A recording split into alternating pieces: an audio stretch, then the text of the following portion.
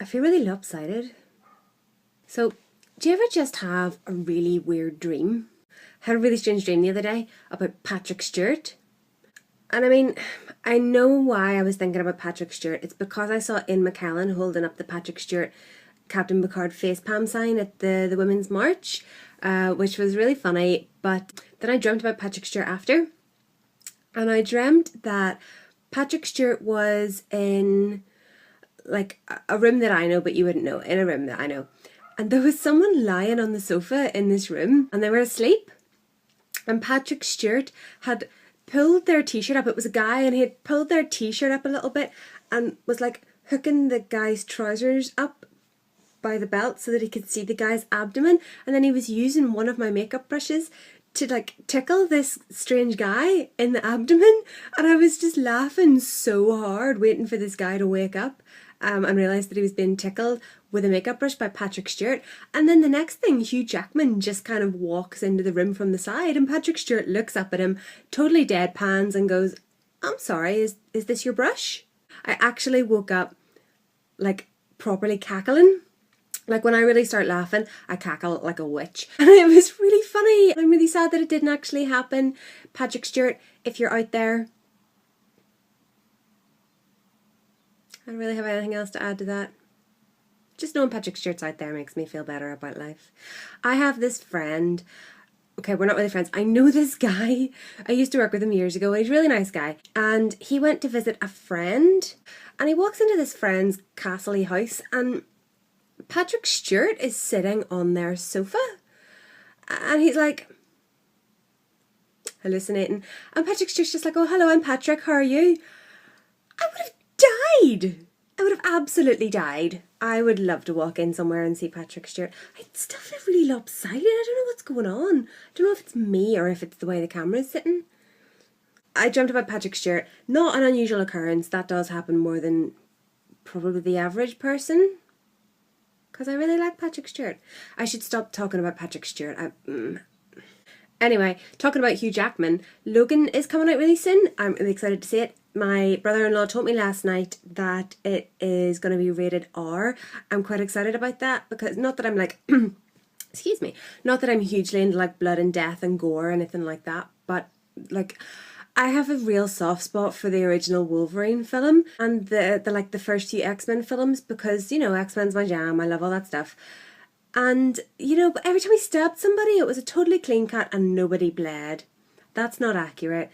It's not accurate from the comics. It's not accurate for real life. So yeah, I'm like, not that I'm excited to see loads of blood and death or anything, but I am excited for it to be more realistic. It's a Logan movie. It's gotta be, you know, he's a violent guy. There's gonna be blood. I've also been watching Taboo. Taboo is this programme that's on BBC One on a Saturday night at like 9 o'clock. And it's got Tom Hardy in it. It's not that I dislike Tom Hardy's acting. I actually thought he was amazing in Bronson. That was incredible. But I don't see why everybody fancies him so much. Maybe it's because he reminds me of a really good friend of mine. I just don't get it. I think he's cool. I just don't get it. I do think he's a good actor. He's very good in Taboo. It's like set in Victorian times. And it's this guy who, I think he's like part Native American and he comes back home and reclaims his father's ancestral home and business and money and all this kind of stuff. And everybody had thought he was dead and he comes back and he's like really mysterious and he seems to know all this crazy black magic and things. It's only on episode 3 but it's pretty involved already. So that was pretty good. I've been watching that. I did watch Dirk Gently's Holistic Detective Agency. I wasn't expecting to like it as much as I did. I really, really loved it, so much so that I watched it in 2 days and I think I'm going to go back and watch it again just to catch all the little nuances and stuff in it. It was amazing. I haven't read the book that it's based on. I think I might now because I think there's a whole series of them. I'm pretty sure that season 1 was just based on like the first book, so I think I'm right about that. I'm gonna go and like look at all the books. It had Elijah Wood in it, which was really weird because you know he don't see him in very much stuff these days, and he seems to just do all the little strange roles that you know you wouldn't expect him to do. I really like it. It was really good. You know, all the characters were really well placed. It was brilliant. I would advise that you go Go and watch that if you're looking for something to watch on Netflix. I did watch the first episode of A Series of Unfortunate Events, and I read the books, but I read the books as an adult, so the books did seem pretty childish to me, and the series is really close to the books. It's really good, but in some ways that kind of goes against it, which is great if you're a purist for that sort of a thing, but if you're watching it, can kind of start to grate after a little while because of the way the books are written, and you'll understand what I mean if you've read the books. If not, give it a watch, because Neil Patrick Harris is in it and it is really good, but I don't think I could sit down and just watch a whole bunch of it. I think I'll just like watch one every now and again. I watched the last 3 episodes of Sherlock. I hope they're not the last ever 3. I really love it. I think it's brilliant. I did like the last episode. I know there's been a lot of controversy about the last episode. I did like it, but I did think that it could have gone a slightly different way and I would have liked it more. I don't want to say too much because I know some people haven't seen it, and I don't want to like, you know, spoilers. I don't want to give any spoilers, but I did enjoy it. I think it was worth a watch. I've watched it a couple of times. My favourite character in it is Mycroft Holmes. I want them to do like a Mycroft Holmes centric episode just about him and what he does all day. I think it would be amazing. It would be really funny. I think he's like a really underrated, underused character. And I know he's not in the books that much, but you know, like the series is based on the books. It's not directly taken from the books. So I think that they should do a Mycroft one. My request.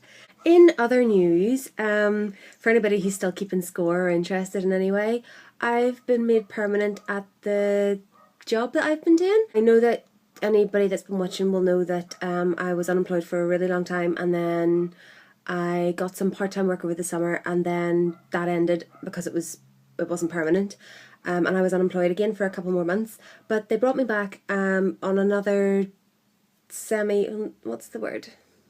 short-term contract. But they told me this week that they're making me permanent. So I'm back in a job, and it's really great. I'm really excited. I know that I kind of made quite a few videos explaining how I felt when I was out of work, and it wasn't great. And I really hope that nobody thinks that I think that I've got the hardest life ever or anything like that.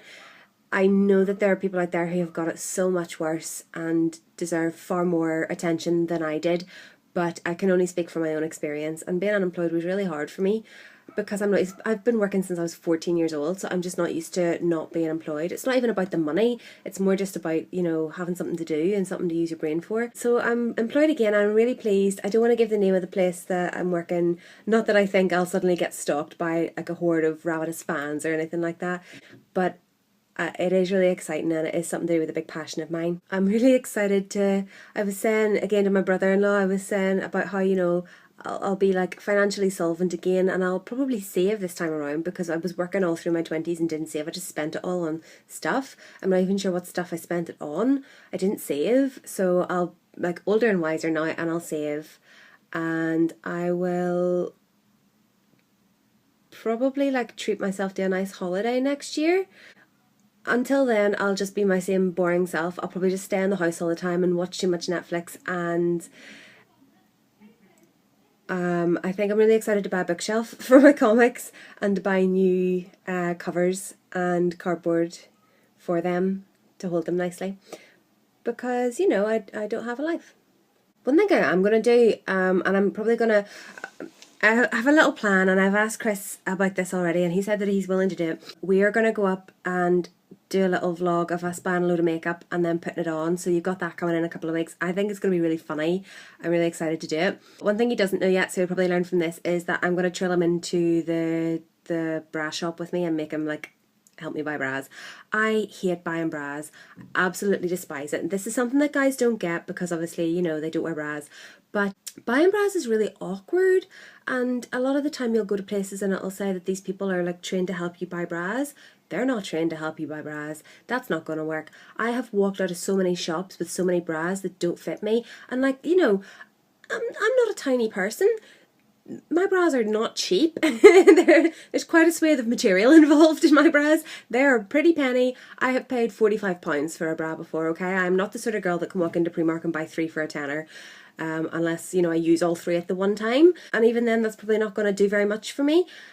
So, you know, and it's not that I'm ashamed of, like, getting myself prepared in a shop with a woman to measure me or anything like that. That doesn't worry me. It probably did a bit when I was younger, but now I'm just like, fuck, I don't give a shit. I'd rather not have a sore back than be embarrassed about my body. But there's something about being enclosed in a tiny cubicle with a stranger being very close to you, and it's a very intimate kind of scenario.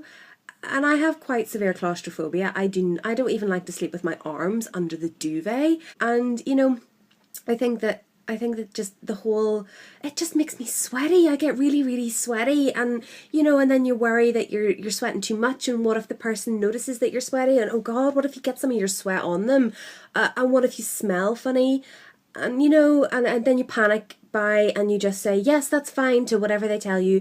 And I've been in so many places and just got in that awkward position of the claustrophobia hitting me and being panicky and worrying that I'm sweaty and buying so many bras that I've walked out and come home and put on and be like, well, you know, this doesn't hold anything. And there are so many people out there who are trained to like help you buy a bra that don't know how to do it properly.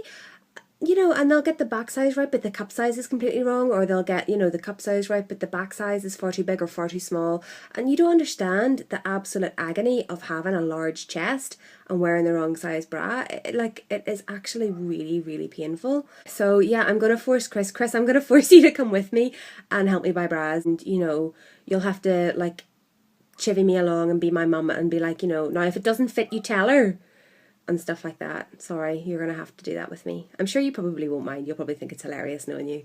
But you've got that to look forward to. So now that I'm in my new job, I can finally afford to start buying, you know, real food and stuff like that. Got to that part of the month where I'm, you know, when you've kind of, because I had to pay so much for the cats and stuff, and I don't mind that at all. They're absolutely worth every penny. But I really am like struggling my last week before I get paid. I'm like, oh God, I'm down to like eating the weird beige crap in the freezer that you froze about 2 months ago, thinking, that'll, you know, I'll eat that sometime.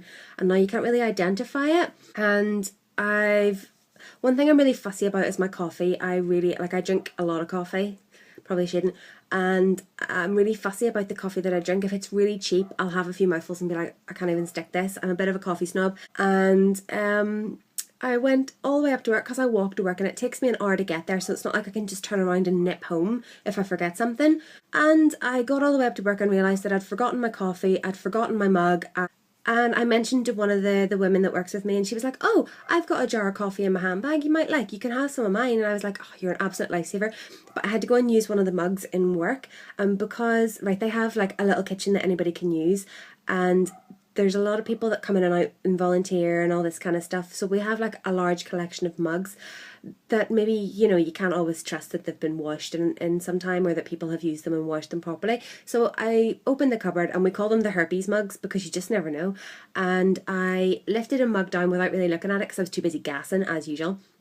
And I washed it myself and I dried it and I made my coffee in it and I sat down and was drinking it. And the girl sitting opposite me was like, looking at my mug, and I looked at my mug and I was like, I had picked the mug, the only mug in the cupboard, like a cupboard full of mugs, and I managed to pick the one that says The Office Perv on it.